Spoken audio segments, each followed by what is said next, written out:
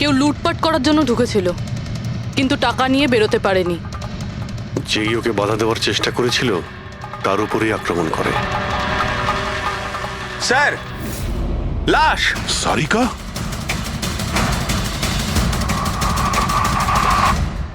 ও no. Manali তো এরপর থেকে এরকম কোনোদিন হবে না। আর তাছাড়া এখন তোমার ওষুধ খাওয়ার সময় হয়েছে না? সারিকার ছোট বৌদি, জয়ন্তর স্ত্রী। তাহলে ও কোথায় আছে?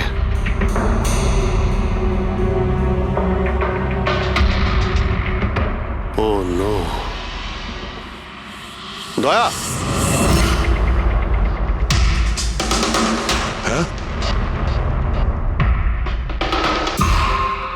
এ হলো কৃতি। সারিকার মতো পেশেন্টদেরকে হ্যান্ডেল করার জন্য ইনি ট্রেনিং নিয়েছেন। এটা তো কৃতি। তুমি চেনো? হ্যাঁ, কৃতি স্যার, পালস চলছে, এখনো বেঁচে আছে। এ সারিকার রুমের বাইরে। সারিকা, সারিকা। ফ্রেডি, এক্ষুনি অ্যাম্বুলেন্সের ব্যবস্থা করো, একে হসপিটালে পাঠাতে হবে। সারিকা, সারিকা।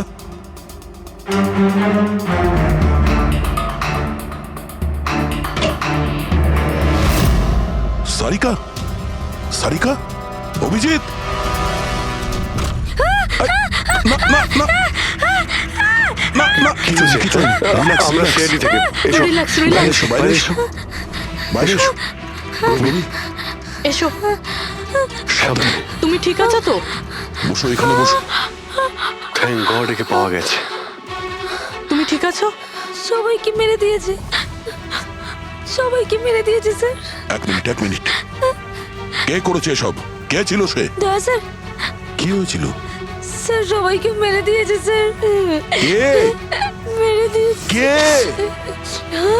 কে মেরেছে? মেরে দিয়েছে স্যার। আমার মনে হয় এক্ষুনি একে হসপিটালে পাঠানো উচিত। ওর মানসিক অবস্থা ঠিক নেই। কোথায় ঠিক হবে? মনে হচ্ছে শক পেয়েছে। রবি, তোলো একে।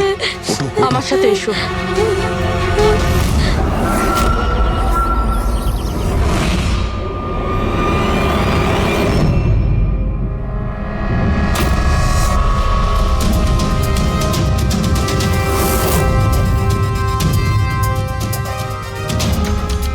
স্যার, আপনি আমাকে ঘরে কেন যেতে দিচ্ছেন না? আমার বউ খুন হয়েছে। স্যার প্লিজ, স্যার প্লিজ, আমি একবার দেখতে চাই, শুধু একবার। মিস্টার জয়ন্ত, আপনার স্ত্রীর খুন হওয়ার জন্য আমরা খুব দুঃখিত, কিন্তু আমরা আপনাদেরকে ভেতরে যেতে দিতে পারি না। 3 জনের উপর হামলা হয়েছে, একজন মারা গেছে, একজন আহত, আর একজন শক পেয়েছে। আর আপনারা বলছেন যে আপনারা কিছুই জানেন না। হ্যাঁ, সত্যি আমরা কিচ্ছু জানি না স্যার। ইনফ্যাক্ট আমরা এখানে কেউ ছিলামই না স্যার। আমরা সবাই নিউ বোম্বেতে ছিলাম একটা পার্টিতে। কোন পার্টি? স্যার একটা ফ্রেন্ডের রিসেপশনের পার্টি। তো আপনারা সবাই ওখানে গিয়েছিলেন তো? মানালি। ও বাড়িতে কেন ছিল? স্যার, মানালি আমাদের সঙ্গে গিয়েছিল। বাড়িতে শুধু সারিকা আর কৃতি ছিল, কারণ স্যার সারিকার শরীর খারাপ ছিল।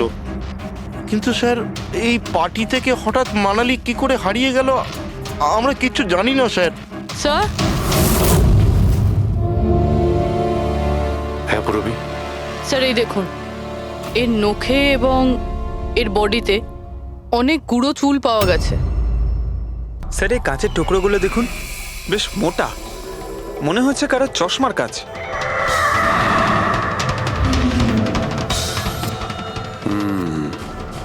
চশমারই মনে হচ্ছে। রেখে দাও সাবধানে। এই টেনে নিয়ে যাওয়ার চিহ্নের সঙ্গে রক্তের ফোঁটা।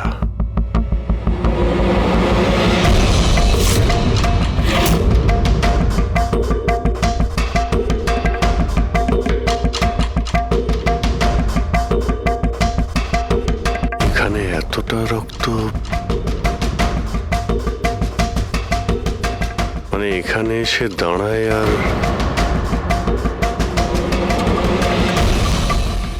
বাইকের চাকার দাগ। কেউ আহত অবস্থায় এখানে আসে আর বাইকে উঠে এখান থেকে বেরিয়ে যায়। আচ্ছা একটা কথা বলুন তো, আপনাদের মধ্যে বাইক কার কাছে আছে? বাইক? না, স্যার বাইক তো কারুর কাছে নেই, আমাদের সবার কাছে নিজের পার্সোনাল গাড়ি আছে স্যার। এই বাড়িতে টোটাল 5টা কার আছে স্যার। কিন্তু অভিজিৎ এটা কেন জিজ্ঞাসা করছো? কারণ কেউ খুবই আহত অবস্থায় বাইকে উঠে এখান থেকে চলে গেছে, আর আমার পুরো বিশ্বাস যে খুনি সেই। আই থিঙ্ক এর জবাব সারিকাই দিতে পারবে। ওর জ্ঞানটা একবার ফিরে আসুক। বাই দ্য ওয়ে, আপনাদের মধ্যে কি কারো চোট বা আঘাত লেগেছিল? আঘাত আমাদের? স্যার, আপনার কথার মানে কি? আমাদের কেন চোট লাগবে? আপনারা আমাদেরকে সন্দেহ করছেন? যতক্ষণ এই কেসটা সলভ না হবে আমরা সবার উপরেই সন্দেহ করব। আর আপনারা যদি আমাদের সঙ্গে সহযোগিতা না করেন তাহলে আমাদের সন্দেহ আরো বেড়ে যাবে। হ্যাঁ, তাই প্লিজ কোঅপারেট।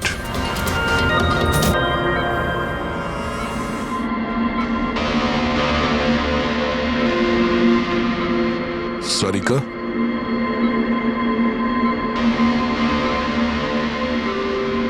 আচ্ছা, তুমি কি ঠিক আছো? অভিজিৎ, সারিকা, দয়া স্যার। তুমি ঠিক আছো? স্যার, মানালি বৌদি আর কৃতি স্যার। কৃতি ঠিক আছে, কিন্তু মানালি মারা গেছে। সামলে কৃতি।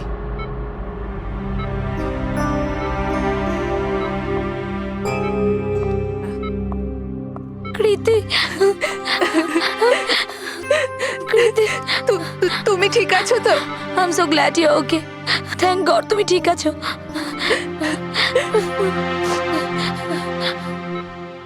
আচ্ছা, কাল এক্স্যাক্টলি কি হয়েছিল তুমি বলতে পারবে?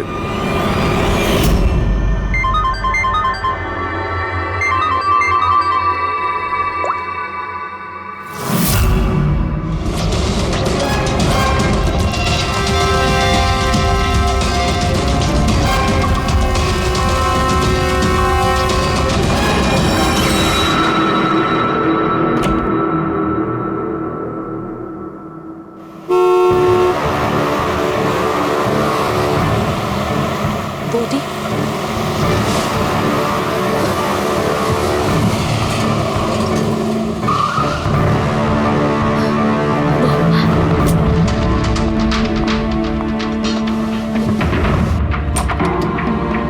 সারিকা,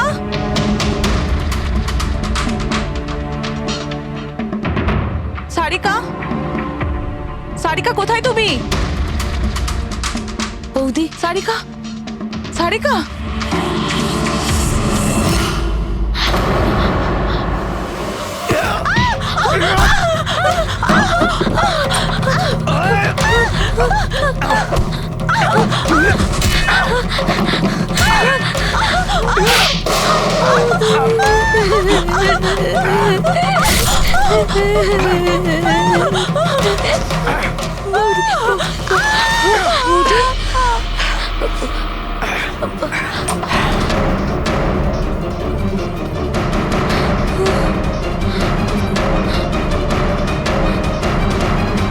কৃতি, কৃতি, কৃতি।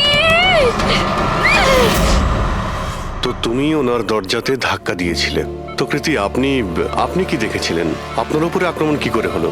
সারিকার জোরে চিৎকারের আওয়াজ পেলাম, আমি তখনই ঘর থেকে বাইরে আসি। সারিকা, এইসব কি করে? কৃতি, কৃতি, সারিকা তুমি ঠিক আছো তো? কৃতি, আমি আমার রুমে। কৃতি, আমি এখানে। Okay okay okay Sarika, you don't worry, I am coming. Kriti সাবধানে, খুনি এখনো বাড়িতেই আছে। খুনি? সারিকা, তুমি ওকে দেখেছো যে কৃতির ওপর হামলা করেছে? হ্যাঁ স্যার, আমি দেখেছিলাম। সারিকা, সারিকা, কৃতি, কৃতি, সারিকা, সেই মুহূর্তে তুমি যা যা দেখেছো সেটা তুমি একটা পেপারের ওপর আঁকতে পারবে?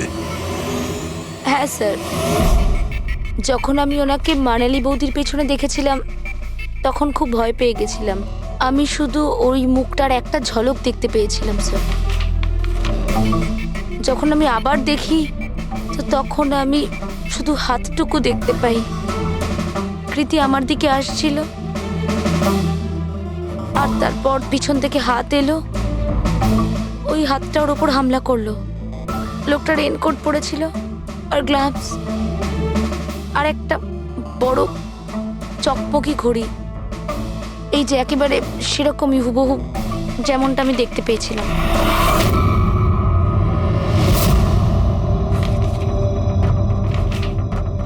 আই হোপ এই অর্ধেক ছবিগুলো দিয়ে আপনারা কিছু উপকার পেয়ে যাবেন হয়তো। চিন্তা করো না, এই অসম্পূর্ণ ছবিটা আমরা কমপ্লিট করব। ফেডরিক, মনোহরের কাছে এই পেন্টিং গুলো নিয়ে যাও আর বলো যে এই স্কেচ যেন কমপ্লিট করে।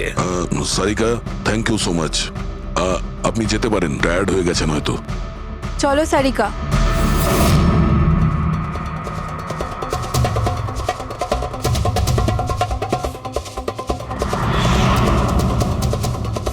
এই লোকটাকে তো আগে কখনো দেখিনি স্যার। হতে পারে শুধু এই কাজের জন্যই হায়ার করা হয়েছিল।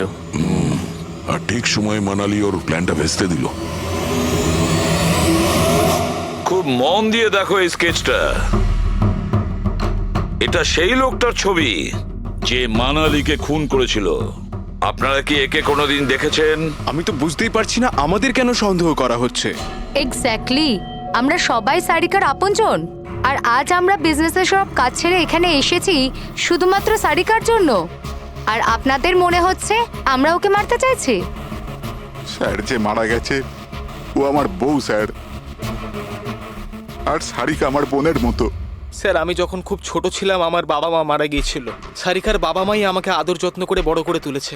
আমি আজ যা কিছু হয়েছি ওনাদের দুজনের জন্যই হয়েছি। আর স্যার, আমি সারিকাকে আমার নিজের প্রাণের চেয়েও বেশি ভালোবাসি। এক্স্যাক্টলি, এক তো আমরা ওর জন্য নার্স রাখলাম, আর আপনারা সবাই আমাদেরকেই সন্দেহ করছেন। হ্যাঁ, সন্দেহ করছি তোমাদের সবাইকে। আমি নিজের চোখে দেখেছি কতটা ভালোবাসো তোমরা ওকে। আপনারা সবাই ভালোভাবেই জানেন যদি ওই বেচারির কিছু হয় তাহলে ওর কয়েকশো কোটি টাকার সম্পত্তির তোমাদের সবার মধ্যে ভাগ হবে। ওকে বাড়িতে রেখে তোমরা সবাই পার্টিতে গিয়েছিলে। ওখানে মালিনী কোনো কথা শুনেছিল যে কোনো খুনি ওকে মারতে চলেছে। মালিনী কাউকে কিছু না বলেই নিজে ওকে সাবধান করে আর চলে যায় সেখানে যেখানে খুনি মানালিকে মেরে ফেলে। আর যদিও পার্টিতে এই কথাটা শুনে থাকে তাহলে আপনাদের মধ্যে কেউ হবে? কেউ না? ঠিক আছে, তোমরা এখন যেতে পারো, কিন্তু একটা কথা ভালো করে মনে রাখবে, আমাদের কড়া নজর থাকবে তোমাদের উপরে। অভিজিৎ, দয়া, ও বলছিল মানালি ওকে ফোন করেছিল যে মানালি পুলিশ নিয়ে ওর বাড়িতে পৌঁছচ্ছে। এক্স্যাক্টলি স্যার, কিন্তু ও না আমাদের সঙ্গে কন্ট্যাক্ট করেছে না পুলিশের সঙ্গে। হতে পারে কেউ ওর পিছু নিয়েছিল, তাই হয়তো ভয় পেয়ে গিয়েছিল। একটা কাজ করি আমরা, পঙ্কজ, পুরবী, ওই পার্টিতে যে কয়জন লোক এসেছিল ওদের প্রত্যেকের নাম আর ফোন নাম্বার বের করো আর খোঁজ নাও ওই রাতে মানালির বাড়ির আশেপাশে ওদের মধ্যে কার ফোন অ্যাক্টিভ ছিল।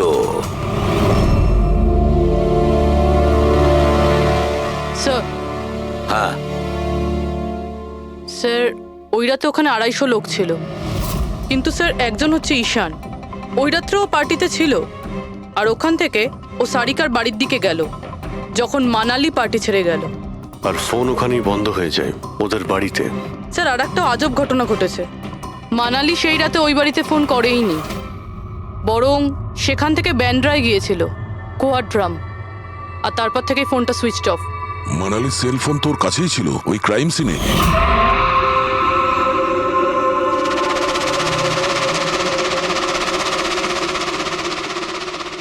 Switch off? আচ্ছা, এমনটা নয় তো যে ওই ফোনটা আসলে ঈশানের ফোন, ভুল করে ওখানে পড়ে গিয়েছিল? মানে ঈশান সেই রাতে সারিকা ভিলা এসেছিল। ডাকো ঈশানকে বিউরোতে। স্যার, আমি করেছিটা কি? আমাকে এখানে কেন ডাকা হয়েছে? ঈশান, একটু আপনার চশমাটা খুলবেন? চশমা? স্যার, এটা তো উইদাউট নাম্বারের চশমা, এটা তো আমি রেগুলার পড়ি না। ডক্টর সালুকের কাছে নিয়ে যাও এটা। স্যার, আমাকে এটা তো বলুন আমি করেছিটা কি? আমরা আপনাকে এখানে মানালি মার্ডার কেসের ব্যাপারে ডেকেছি। ক্রাইম সিনে আমরা চশমার ভাঙা কাজ পেয়েছি। আপনার চশমাটাকে ওই কাচের সঙ্গে ম্যাচ করিয়ে দেখব। কিন্তু স্যার আমি তো ওই জায়গায় যাইনি। যদি তুমি নাই গিয়ে থাকো তাহলে তোমার ফোন ওখানে ওই ভিলাতে কি করছিল? আর মানালির ফোন তোমার বাড়িতে মান্দ্রাতে কিভাবে পৌঁছলো? ওই স্যার পার্টিতে আমাদের ফোন এক্সচেঞ্জ হয়ে গেছিল, কারণ আমাদের ফোন দুটো এক। কি হলো মানালি ম্যাডাম, আপনাকে চিন্তিত মনে হচ্ছে? চিন্তিত আমি? না তো, আসলে আমি ওই জয়ন্ত আর আকাশকে খুঁজছিলাম। আপনি ওদের কোথাও দেখেছেন? হ্যাঁ, ওরা দুজন ভেতরেই হবে। আসলে কি হয়েছে, এত চেঁচামেচি আর এই ডিস্কোতে আমি কিছু বুঝেই উঠতে পারছি না। আপনি প্লিজ আমাকে একটু হেল্প করে দেবেন ওদের খুঁজে পেতে? আমি ওদের ভেতর থেকে আপনার কাছে পাঠাচ্ছি।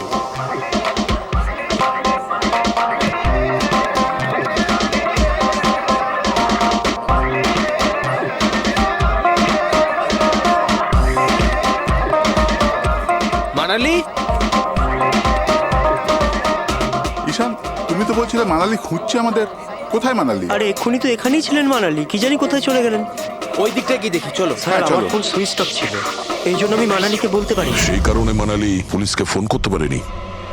স্যার আমাকে বিশ্বাস করুন, আমি খুন করিনি। খুনি না হলেও খুনির সঙ্গী তো হতে পারো, যে ওখানে ওই পার্টিতে উপস্থিত ছিল। তুমি পার্টিতে মালিনীর সমস্ত কথা শোনো, আর যখনই মানালি ওখান থেকে বেরোয় তুমি মানালির পিছু নাও। কোনো কায়দা করে তুমি মানালির ফোন তোমার বাড়ি ব্যান্দ্রাতে পাঠিয়ে দিলে, আর ওখানে পাওয়া চশমার কাঁচের টুকরো, আমাদের সন্দেহ ওটা তোমার চশমার রিপোর্ট তো আমরা পেয়েই যাব আমাদের ফরেন্সিক ল্যাব থেকে। ঈশান শুধু ঈশানের কাছে কোনো কারণ নেই, কিন্তু সবার কাছেই কোনো না কোনো কারণ আছে সারিকাকে মারার জন্য। দিয়া আর অভয়, এদের দুজনের তো টাকার খুব প্রয়োজন ছিল। হতে পারে এরা দুজন করেছে, আর এদের প্রত্যেকের কাছে একটাই অজুহাত আছে যে ওরা রিসেপশনের পার্টিতে ছিল। স্যার এরা সবাই ওই রিসেপশন পার্টিতে প্রেজেন্ট ছিল, কিন্তু কোনো একজন খুনিকে ফোন করে সারিকা ভিলায় যেতে বলেছিল লেফট দিয়ে, যাতে সারিকা কিছু বুঝতে না পারে। তারপর সারিকাকে মারবে, কৃতিকে মারবে, আর সবাই ভাববে দেখে যেন মনে হয় চুরি করার উদ্দেশ্যে খুনটা হয়েছে। আর এই সব কিছুই মালিনী শুনে ফেলে।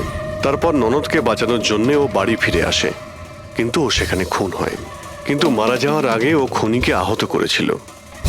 খুনি যাওয়ার সময় কৃতির উপরে হামলা করে, লুটের মাল আর ননদকে ফেলে তারপরে সে বাইকে করে পালিয়ে যায়।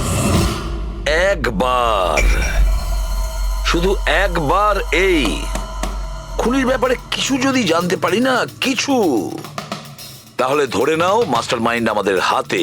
স্যার খুনির বাইকের টায়ারের চিহ্ন, আশেপাশে পড়ে থাকা রক্তের ফোঁটা সব চেক করেছি, কিন্তু কিচ্ছু জানতে পারিনি।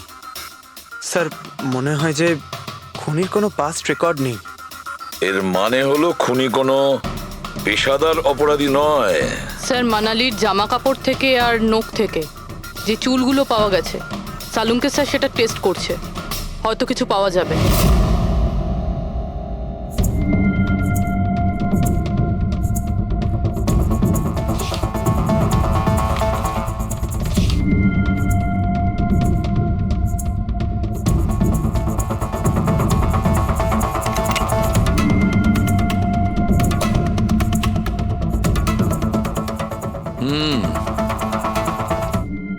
আমার আন্দাজ একদম ঠিক ছিল, এবার শুধু ডিএনএ রিপোর্টটা দরকার। হ্যাঁ সালুকে বস, হ্যাঁ একটা কথা ঠিক যে ঈশান খুনি নয়, কারণ ক্রাইম স্পট থেকে এই যে চশমার লেন্সের ভাঙা টুকরো পাওয়া গেছে, এইগুলো ঈশানের চশমার সঙ্গে ম্যাচ করছে না। এক তো ঈশানের চশমার পাওয়ার 0, আর দ্বিতীয়ত ঈশানের যে চশমাটা তার লেন্সগুলো একদম নর্মাল, কিন্তু এই লেন্সটা ফটোক্রোম্যাটিক, মানে রোদের সঙ্গে রং পাল্টায়। আচ্ছা, ওই যে রক্ত পাওয়া গিয়েছিল ওই বাইকে টায়ারের মার্কের কাছে, সেটা কি খুনির রক্ত? হ্যাঁ, ওই রক্তটা খুনিরই, যার বয়স 25 থেকে 30 বছরের মধ্যে। আর মানালির নখে যে চুলটা পাওয়া গেছে ওটা নিশ্চয়ই খুনির।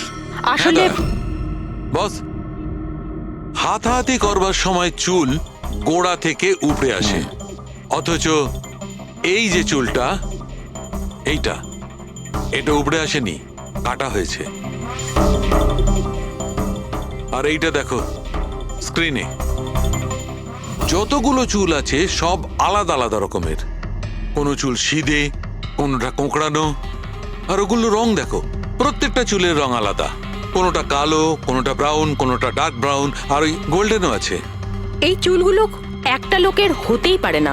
আলাদা আলাদা লোকের চুল? হ্যাঁ দয়া, এই চুল থেকে আমরা বিভিন্ন ধরনের কেমিক্যাল পেয়েছি, যেমন হচ্ছে কেরাটিন, ফিফটাইন, আর অনেক কিছু। আমার মনে হচ্ছে না যে এই চুলগুলো কোনো একজন লোকের মাথার চুল। Hello? Oh good, very good, thank you very much, good news, bye. DNA টেস্টের রিপোর্ট, এই রিপোর্ট এই বিষয়টা কনফার্ম করছে যে এই যে চুলগুলো সেগুলো কোনো একজন ব্যক্তির চুল নয়। যে লোকটার ড্রেসের ওপর আলাদা আলাদা চুল আছে, আলাদা আলাদা লোকের কাটা চুল, সেই লোক কোনো বড় সেলুনে কাজ করে, হেয়ার স্টাইলিস্টের।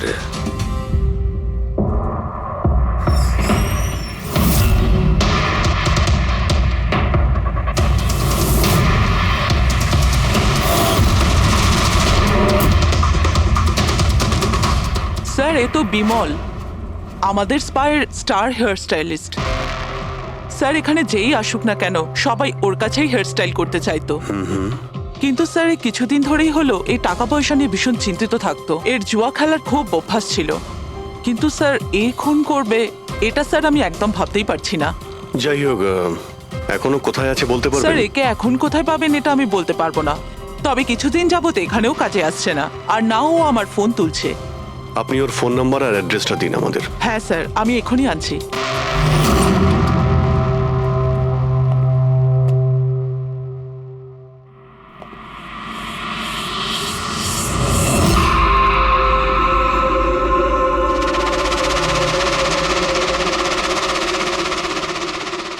ও নো, এ তো গেছে।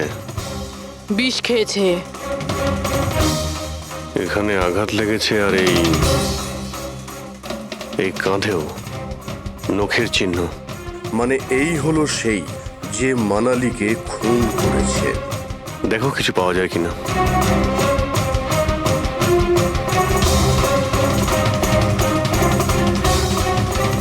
স্যার, হ্যাঁ, আমি বিমলের বাইকটা চেক করলাম স্যার। বাইকটার হ্যান্ডেলে শুকিয়ে যাওয়া রক্ত আর কাঁদালে আই এম শিওর স্যার এগুলো ওই বাড়িটার ব্যাকইয়ার্ড থেকেই লেগেছে।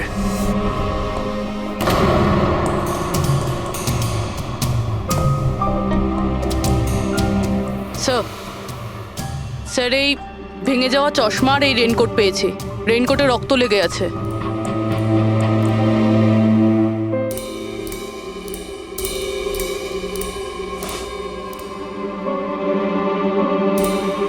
এই দেখতে পাচ্ছ, বাঁ হাতে ঘড়ি। হ্যাঁ, তাহলে স্যার যদি বিমল বাঁ হাতে ঘড়ি পরতো, তাহলে ও কি করে বলল যে ডান হাতে ঘড়ি পরা ছিল? রাতে পার্টিতে মানালি কেউ সারিকাকে খুন করবে সেই আলোচনা শুনে ফেলে, আর তখন মানালি ঈশানের কাছে সাহায্য চায়। ওকে বলে যে জয়ন্ত আর আকাশকে ওখানে পাঠিয়ে দিতে। এর মানে আকাশ আর জয়ন্ত দুজনেই নির্দোষ। বাকি রইল এই তিনজন, রজনী, অভয় আর দিয়া।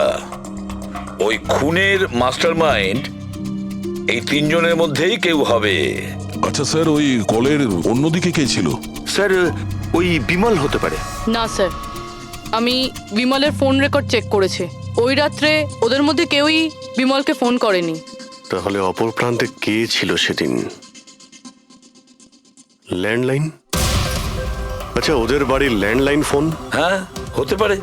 ফ্রেডি, পঙ্কজ, একটু খোঁজ নিয়ে দেখো তো 11টার আশেপাশে ওদের ল্যান্ডলাইনে কেউ ফোন করেছিল কিনা।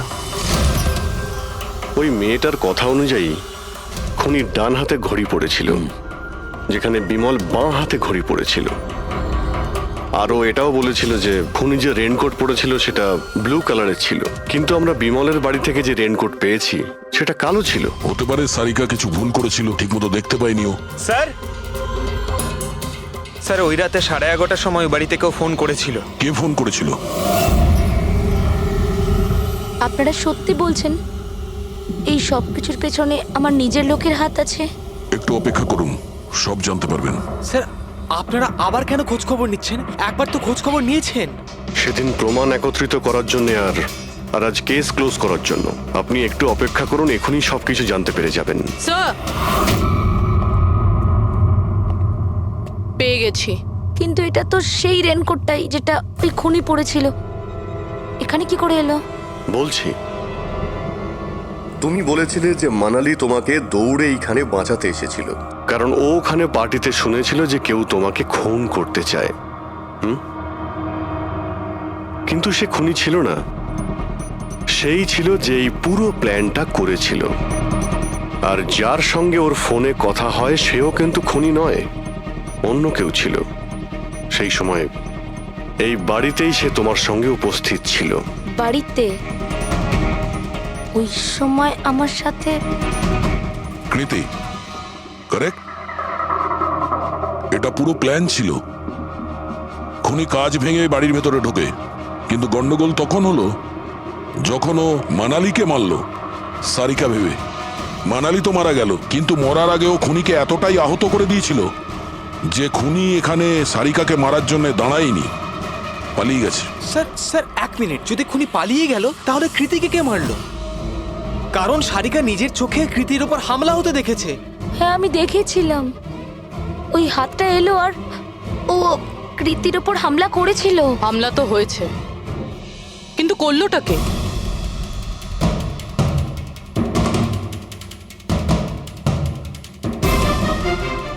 আপনারা সবাই আমাকে এভাবে কেন দেখছেন?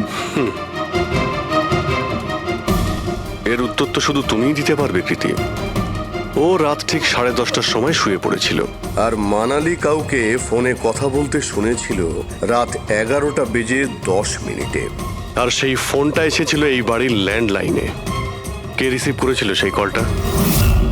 যদি আমরা এটা মেনেও নিই যে বিমল তোমার উপর হামলা করেছে, তাহলে ও তোমাকে বাঁচিয়ে রাখলো কেন?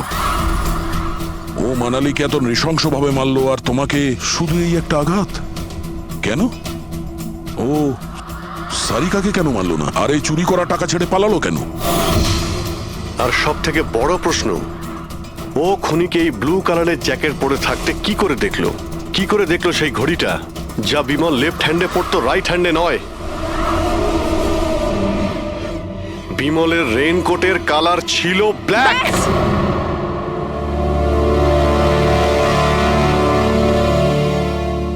ঠিক চিনেছেন আপনারা। ওই হামলা আমি নিজেই করেছিলাম।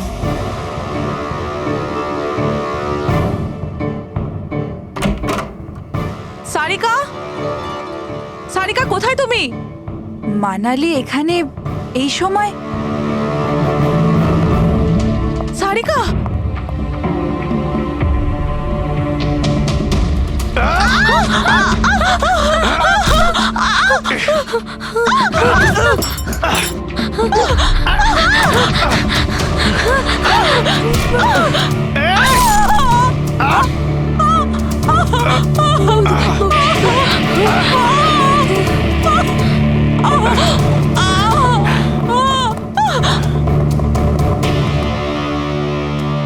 কৃতি,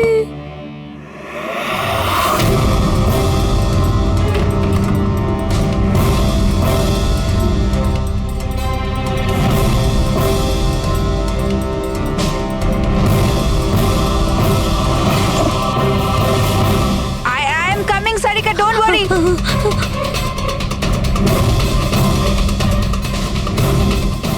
কৃতি, কারণ আমি চাইনি কেউ আমার উপর সন্দেহ করুক। আর তুমি যখন এত কিছু বলেই দিলে, তখন ওই মাস্টার মাইন্ডের নামটাও বলে দাও। হ্যাঁ, আর তুমি যদি বলো ওর নামটা আমি বলে দিই, যে মানালিকে মেরেছে আর সারিকাকে মারতে পারতো। কি রজনী দেবী,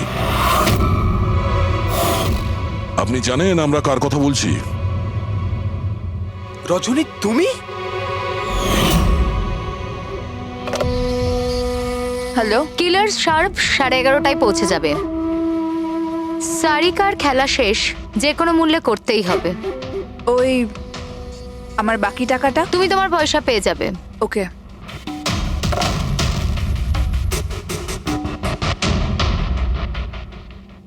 রজনী, তোমার জন্য আমি আমার বউকে... আমার পয়সার দরকার ছিল। সারিকার বেবি সিটিং করতে করতে আমি হাঁপিয়ে উঠেছিলাম। আর এইসব তোমার জন্য হয়েছে আকাশ। তোমার জন্য আমরা সবাই সারিকার আয়া হয়েছিলাম। আমাকে আমার জীবন যাপন করতে হতো আগের মতো। এই জন্য আমি প্ল্যান করেছিলাম আর কৃতিকে বাড়িতে নিয়ে এসেছিলাম। পার্টিতে যাওয়াও আগে থেকেই ঠিক ছিল, যাতে আমি সময় পাই প্ল্যান করার। সব ঠিক চলছিল, শুধু বিমলের ব্যাপারে একটু ভুল হয়ে গেল। না হলে এত কিছু হয়ে যাওয়ার পরেও দেখছি তোমার কোনো অনুতাপ নেই, বরং নিজের প্ল্যান নিয়ে গর্ব করছো। তুমি অনেক সময় পাবে নিজের প্ল্যানের ভুল ত্রুটি ধরার, কারণ তোমার এই বাকি জীবন এবার তোমাকে জেলের মধ্যে বসেই কাটাতে হবে।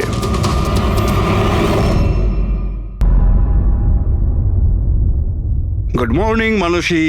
Good morning. এত বেলা হয়ে গেল, আমাকে ডেকে দাওনি কেন? আজকে তোমার ছুটি না, তাই ভাবলাম তুমি আজ বিশ্রাম করো। চা খাবে? হ্যাঁ, চা খাও। এখনই করছি। এই নাও তোমার চা। Thank you. তুমি কাজ বেশি করো, তোমার বেশি বিশ্রামের দরকার। আরে আমার কাজটা তেমন সমস্যা নয় যতটা তুমি মনে করো। মৃতদেহ মানুষকে আর কি সমস্যায় ফেলতে পারে, পড়ে থাকে চুপচাপ। তুমিও না। আচ্ছা, সব ফরেনসিক ডক্টরই কি তোমার মতো হয়? আরে আমি মজা করছি না, মৃতদেহের সাথে থাকা খুবই সহজ, অন্তত সারাদিন বক বক করে না। তাহলে যাও প্রথম স্ত্রীর সঙ্গে গিয়ে বিশ্রাম করো। হ্যাঁ, হট টপ রেডি করে রেখেছি, তুমি ওখানে গিয়ে বিশ্রাম করো আর ফ্রেশ হয়ে এসো। আমিও তাড়াতাড়ি তৈরি হইনি, একসাথে ব্রেকফাস্ট করা যাবে। দেখো, এই যাবো আর আসবো।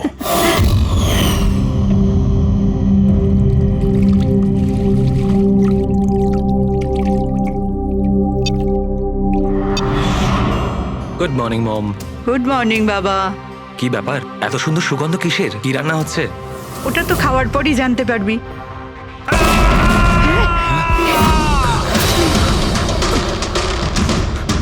বাবা, বাবা, কেশব, কেশব, বাবা দরজা খোলো।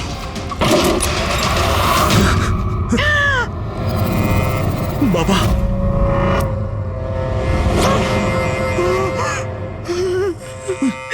বাবা, কেশব, বাবা, এসব কি হয়ে গেল?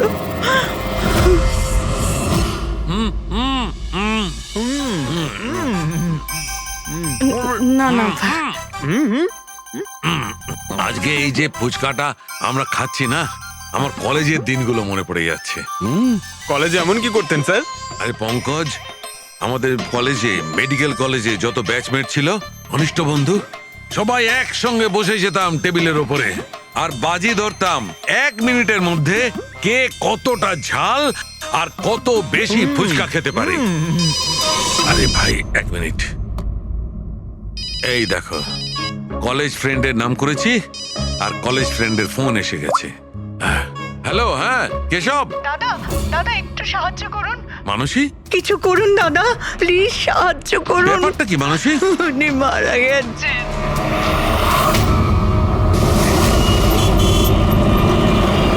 মানসী,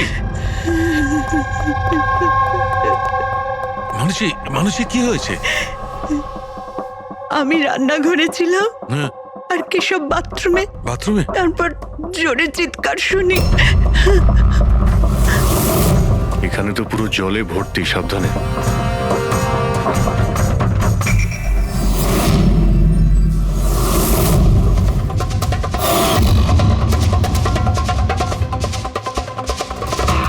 স্যার, স্যার পিঠে তো দাগ রয়েছে, কিন্তু ব্লিডিং কোথা থেকে হয়েছে? হ্যাঁ, আঘাতটা খুব জোরেই হয়েছে, কিন্তু কোনো ক্ষত তো দেখা যাচ্ছে না। একটা কাজ করছি, বডিটাকে ল্যাবে নিয়ে গিয়ে দেখছি। তুমি কি দেখেছিলে? কি হয়েছিল কি এখানে? অ্যাকচুয়ালি স্যার, আমি, মা আর রতন, আমরা 3 জন হলে ছিলাম। হঠাৎ করে জোরে একটা শব্দ পেলাম, মনে হলো যেন বোম ফেটেছে। আমরা 3 জন বাথরুমের দিকে দৌড়ে এলাম আর দেখলাম যে বাবা বোম ফেটেছে। যদি বোম ফাটতো তাহলে এখানে তো সব ভাঙাচোরা থাকতো, সেরকম তো কিছুই নেই। স্যার হয়তো ব্লাস্টের জন্যই হয়তো এই জল বাইরে এইভাবে পড়ে রয়েছে। কিন্তু পূরবী, এখানে তো কোনো ব্লাস্টের চিহ্নই পাওয়া যাচ্ছে না।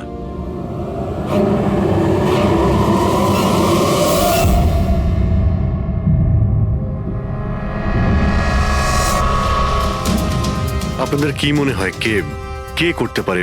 আই মিন আপনার হাজবেন্ডের কারোর সঙ্গে কোনো শত্রুতা বা কোনো রকম ঝামেলা? কারোর সঙ্গে কখনো কোনো শত্রুতা ছিল না। স্যার, বাবা কোনোদিনও কারোর কোনো ক্ষতি করেনি।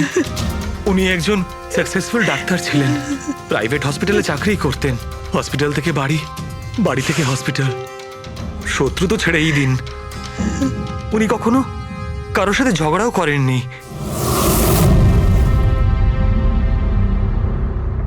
মানুষে চিন্তা করো না, যে এই কাজটা করেছে তাকে আমরা ছেড়ে দেব না। তোমাদের কাছে এটা আমার প্রতিজ্ঞা। ওকে খুঁজে বার করবই, আর সে কঠিন থেকে কঠিনতর সাজা পাবে।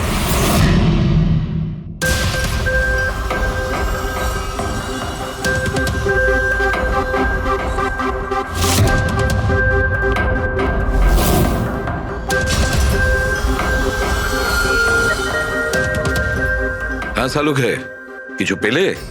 স্যার, কেশব বাবুর শিরদাঁড়ার হাড় ভেঙে গেছে, ইন্টারনাল অর্গানও খুব খারাপভাবে ড্যামেজ হয়েছে। এই একটা বাথটাবে বসে বসে এত বড় ইনজিউরি?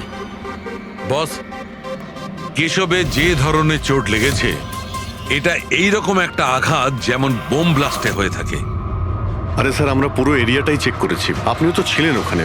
ব্লাস্ট হওয়ার মতো কিছুই তো ছিল না। মানছি সেখানে আমরা কিছুই পাইনি, কিন্তু তবুও এটা আমার দৃঢ় বিশ্বাস এর চোটটা বোম ব্লাস্টের কারণেই। আরে কিভাবে হয় যখন ওখানে কোনো বোম ছিলই না?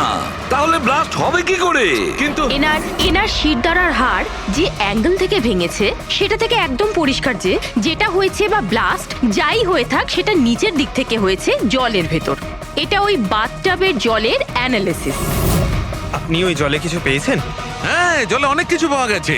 ওর ঘাম পাওয়া গেছে, ওর গায়ের চুল পাওয়া গেছে, ও যে শ্যাম্পু দিয়ে চান করছিল সেই শ্যাম্পুর অংশ পাওয়া গেছে, ও গায়ে সেন্ট মেখেছিল সেই সেন্টের গন্ধ পাওয়া গেছে। আমার তো মনে হয় তুমি ভুল করছো। তুমি আবার একবার চেক করো। আবার করার কোনো দরকার নেই। আমি 100% শিওর যে এই ঘটনাটা বোম ব্লাস্টের কারণেই হয়েছে। That's all. এই ইনভেস্টিগেশন তুমি বন্ধ করো। বন্ধ করবো মানে তুমি এখন স্বাভাবিক অবস্থায় নেই, প্রপার ইনভেস্টিগেশন করার ব্যাপারে। আর অভিজিৎ, দয়া, ডক্টর কেশবের ইনভেস্টিগেশন আমরা করব। শালুকে দেখো, আমার কথাটা শোনো। আমি জানি ডক্টর কেশব তোমার খুব কাছের বন্ধু ছিলেন, আর তুমি সিআইডি প্রসিডিওরটা তো জানো। আমার কথা শোনো, অভিজিৎ দয়ার সঙ্গে বসো, আর কেশবের ব্যাপারে যা কিছু জানো সব কিছু বলে দাও ওদের। হয়তো উনি এমন কিছু কথা বলেছিলেন যেটা আমাদের কেস সলভ করতে কাজে লাগবে। আরে ভাই, তুমি প্লিজ শালুকে আমার কথাটা শোনো। ওকে। দেখ পঙ্কজ, কেশববাবু যে হসপিটালে কাজ করতেন ওখানে গিয়ে জিজ্ঞাসা করো খুব ভালো করে, দেখো কিছু পাওয়া যায় কিনা। প্রত্যেকটা ইনফরমেশন আমাদের চাই।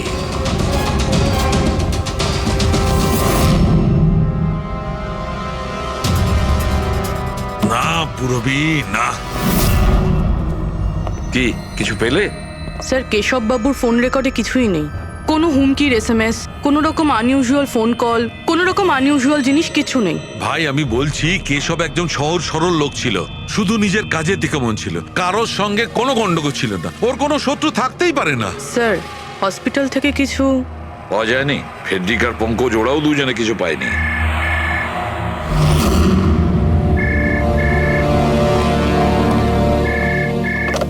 হ্যালো শালুকে,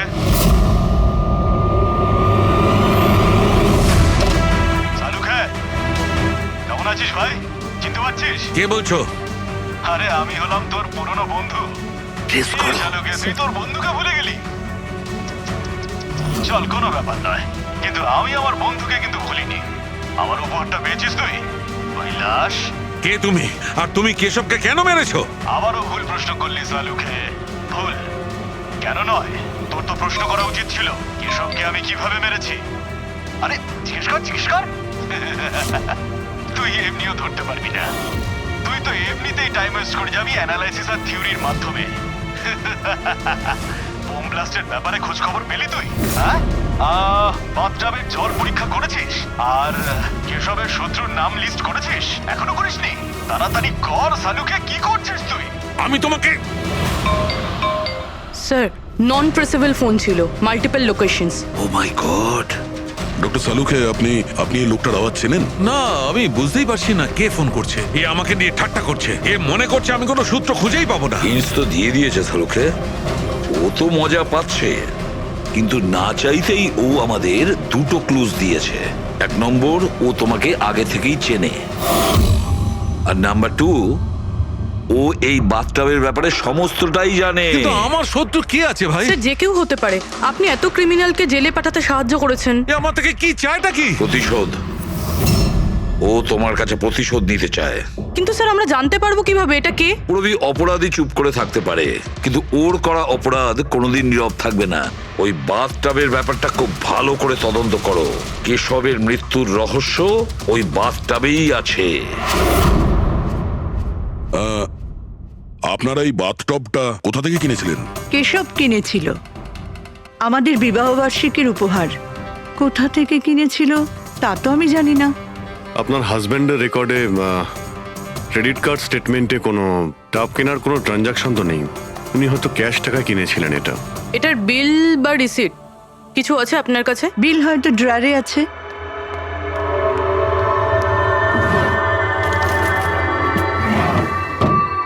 সালুকে দাদা, কিছু জানা গেল কি হয়েছিল, কেমন করে হলো? না মানুষ, আমরা খোঁজ করছি, কিন্তু তুমি চিন্তা